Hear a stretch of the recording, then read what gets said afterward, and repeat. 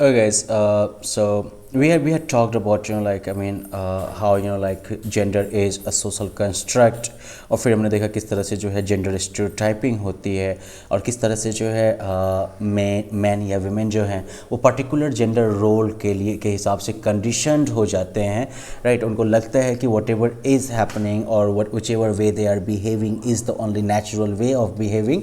Okay, तो basically socially constructed एक role जो होता है उसको बिल्कुल नेचुरल बना दिया जाता है, उसको ठीक उसी प्रकार से कह सकते हो कि नेचुरलाइज कर दिया जाता है जिस तरह से हमारा जो है बायोलॉजिकल जो आइडेंटिटी है वो नेचुरल है, और इसकी वजह से जो है फिर कोई उसे क्वेश्चन नहीं करता। इनफैक्ट जहाँ पर भी उसको उससे अलग कुछ दिखता है तो वो उसको जो है अननेचुरल के तौर पर चैलेंज करता है, उसको जो है बदलने की कोशिश करता है। Just the way like Riya and Rohit's grandmother reacts, right, और and she tries to like stop Rohit from making tea. अब जब स्टीरियोटाइपिंग की बात होगी तो आगे हम बात करते हैं जेंडर इनइक्वालिटी की, क्योंकि जैसे ही जेंडर का कॉन्सेप्ट आया, जेंडर की स्टीरियोटाइपिंग हुई, तो उसके बाद जो है ऑफ कोर्स लाइक अगर एक जेंडर को दूसरे से सुपीरियर के तौर पर दिखाया जा रहा है तो मतलब कि भेदभाव तो आना ही आना है ना। अब अगर बात करो पैदाइश की तो मेन और women both are born equal, लेकिन जो जेंडर का जो कॉन्सेप्ट है और जेंडर बेस्ड जो डिस्टिंक्शन होता है बॉयज़ और मेल एंड फीमेल के बीच में, it like results in unfair treatment of one sex. इसमें जो है एक सेक्स का जो है अनफेयर ट्रीटमेंट होता है and that is the women, right.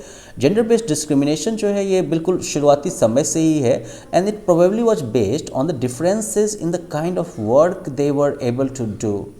Okay, ये जो है शायद उन डिफरेंसेस पर बेस्ड था, हमें किस तरह के काम वो जो है करने में सक्षम थे, और जो बायोलॉजिकल डिफरेंसेस उनके बीच में रहे होंगे शायद उन सब के वजह से ये जो है डिफरेंसेस पैदा हुए होंगे। ओके, ट्रेडिशनली मान लो कि मेन जो थे वो ब्रेड विनर्स थे और वीमेन जो थी वो केयर टेकर्स थे, I mean maybe at hunter gatherers time and everything. Okay, और धीरे धीरे क्या हो, तो ये एक रोल डिवीजन था, ठीक है। समय के साथ ऐसा हुआ कि मेन जो है अब उनको इस वजह से सुपीरियर माना जाने लगा क्योंकि वो जो है फैमिली के लिए फूड और मनी प्रोवाइड करते हैं, जिससे उनको सुपीरियर माना जाने लगा। तो मतलब पहले क्या होगा कि सिर्फ एक रोल डिवीजन था, लेकिन अब एक रोल जो है वो दूसरे रोल से ज़्यादा इंपॉर्टेंट होने लगा, राइट। ब्रेड विनर का रोल जो है वो धीरे धीरे अब केयर टेकर के रोल से जो है ज़्यादा इंपॉर्टेंट होने लगा, and subsequently women were pushed into the background and their tasks were considered unworthy and inferior. Okay, women को जो है धीरे धीरे बैकग्राउंड में पुश किया जाने लगा, और वो जो काम करते थे उसको धीरे धीरे जो है आई मीन इन्फीरियर क्वालिटी का, लो क्वालिटी का माना जाने लगा। फिर जो है उनका जो है अपने ओपिनियन को वॉइस देने की जो कैपेसिटी है या रोल है, पावर है, वो भी उनसे ले लिया गया। Okay, they were even denied access to education, उनको जो है शिक्षा तक की उनकी पहुंच को शिक्षा तक की पहुंच से भी उनको जो है वंचित कर दिया गया। मतलब पढ़ाई की सुविधा के अलावा बहुत सारी ऐसी बेसिक फैसिलिटीज़ थी जिनसे कि महिलाओं को दूर रखा गया, लड़कियों को दूर रखा गया।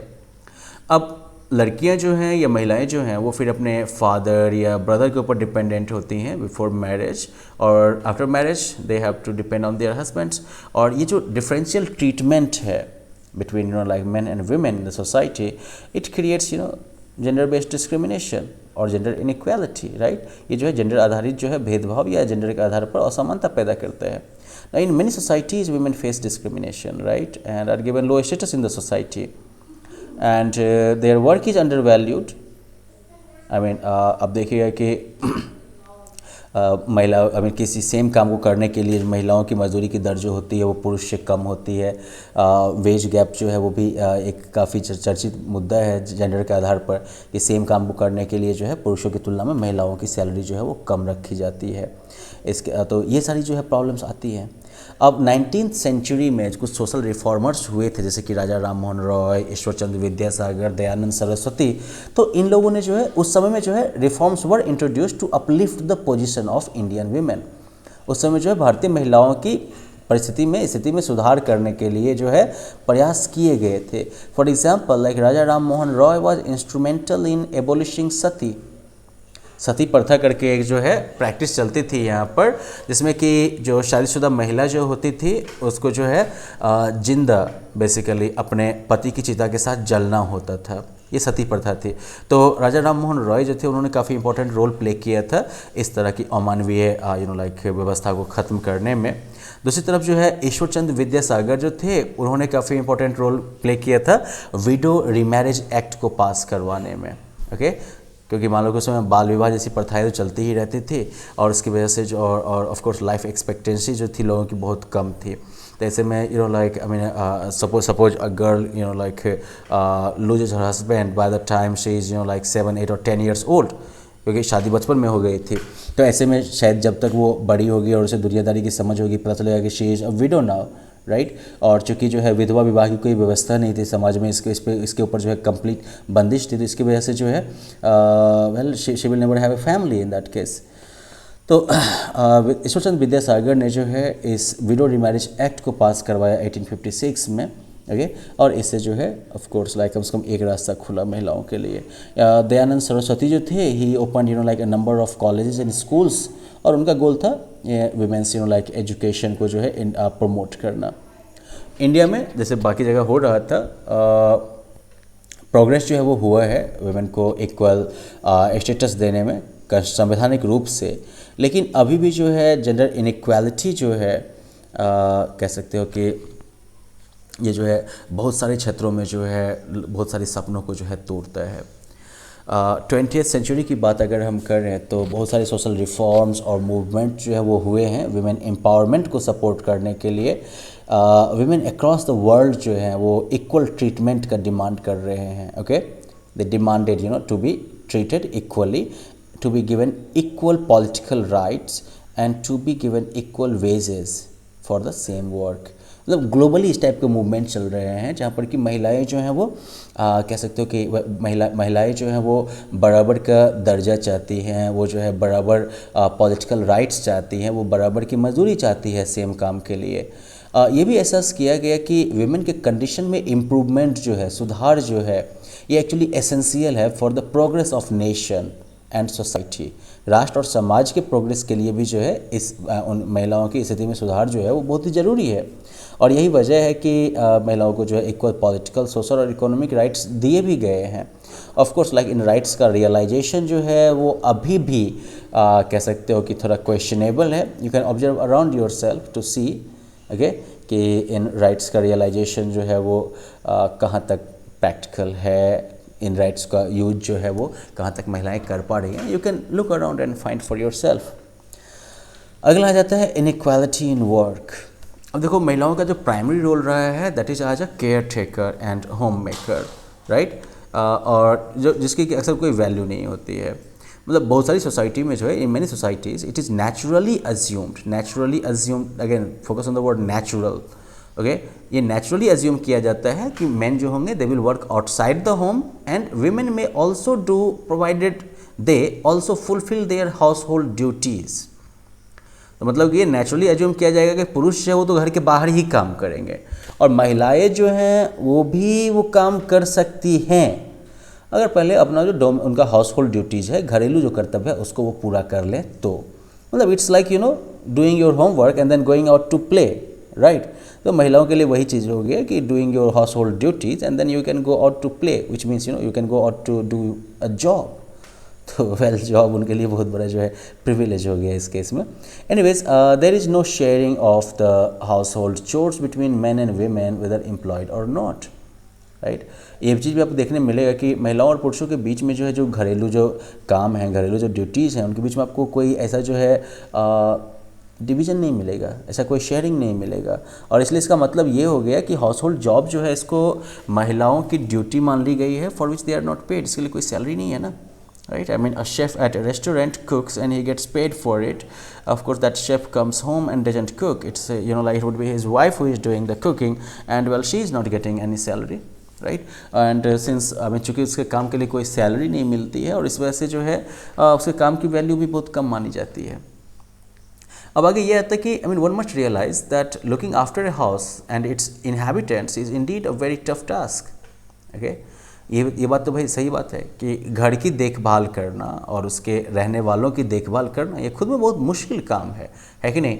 इसमें कुकिंग हो गया, पानी लाना हो गया, साफ़ करना हो गया, नहीं सफाई झाड़ू पोछा वगैरह, कपड़ा साफ़ करना, फ्लोर का पोछा लगाना, राइट, गेस्ट वगैरह आए तो उनका ख्याल रखना, बच्चों का ध्यान रखना और उनकी ज़रूरतों का, मतलब सब में ढेर सारा काम लगता है, ढेर सारी मेहनत लगती है। अब इसमें बहुत सारे जो ऐसे जो टास्क हैं, इसमें आपको जो है फिजिकल लेबर की ज़रूरत पड़ती है, झुकने की ज़रूरत पड़ती है, उठाने की ज़रूरत पड़ती है, राइट। तो such task are physically taxing, right. इस तरह के टास्क जो हैं वो शारीरिक रूप से काफ़ी जो है थकान देने वाले हैं, काफ़ी जोर डालने वाले हैं, स्ट्रेनुअस हैं। स्ट्रेनुअस मतलब जो स्ट्रेन क्रिएट करे, राइट। और ये बेसिकली उस तरह के काम हैं जिनको कि हम नॉर्मली मेन के साथ एसोसिएट करके देखते हैं, राइट।